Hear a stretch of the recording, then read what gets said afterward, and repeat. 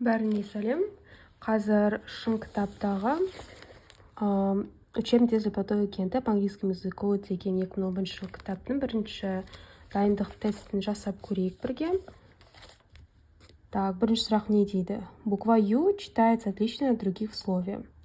Сөздерді оқып көрейік. Mom, duty, plum, dummy, luck.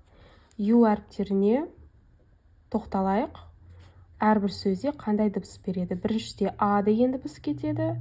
Екіншісінде Ю, А. Читается отлично от других дегеніміз басқа сөздермен салыстырғанда мүлде басқа дыбыс береді. Мұнда бұл duty деген сөз Ю дыбысын береді. Сол себепті жауап B болады. Екінші сұраққа көшейік. Дополните предложение. Lena was reading book when I entered room. Мұнда артикльдерді таңдау керекпіз. Lena was reading. Белгілі бір артикль қою керекпіз. Себебі ол зат есім. Бірақ қай кітап оқитынын біз білмейміз. Сол себепті біз N қоямыз. Қай кітап екен белгісіз, және book сөзі бұл саналатын зат есім, және біреу ғана, көп емес. When I entered, когда я вошел в комнату. Сіз қай бөлмеге кіріп бара жатқаныңызды білесіз, кіргенін. Сол себепті Z-ні қоясыз. Белгілі бір бөлмеге. So it's gonna be C. Бұл белгісіз, біреу және саналады. Саналатын зат есім.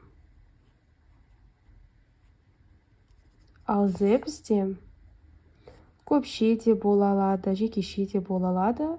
Бұл бізде белгілі, біз көріп тұрған мысалы. Үшінші сұрақ. Синонимом слова boring является. Boring деген сөзіміз қызықсыз дегенді білдіреді. Dull, happy, old, wealthy, lucky. Dull дегеніміз өте қызықсыз, very boring, happy, бақытты, old, ескі, немесе қарт, wealthy, rich деген сөзім синонимі, яғни бай, lucky, жолы болғыш деп аударылады, lucky, boring бұған мағына жағынан ең ұқсайтыны бұл dull деген сөз, яғни жауабы A болады. So dull means very boring. Then, number 4. Выберите правильный вариант сказуемого. My favorite movies, Titanic and Pay Forward. Менің сүйікті киноларым, мұнда to be етістігі болу керек. Екі кино, сол себепті біз were немесе are-ды таңдаймыз. Бұл менің сүйікті киноларым осындай дегенде, осы жақты қолдану керекпіз. Сол себепті бізде are болады. My favorite movies are Titanic and Pay Forward. Бесіншісі. Выберите существительные, употребляющиеся только в форме единственного числа. Так, мұнда бір нәрсе болу керек, бір зат есім. People жоқ, бұл біреу емес, көп. Cherry, sugar, hand, ball. Бізге нені табу керекпіз?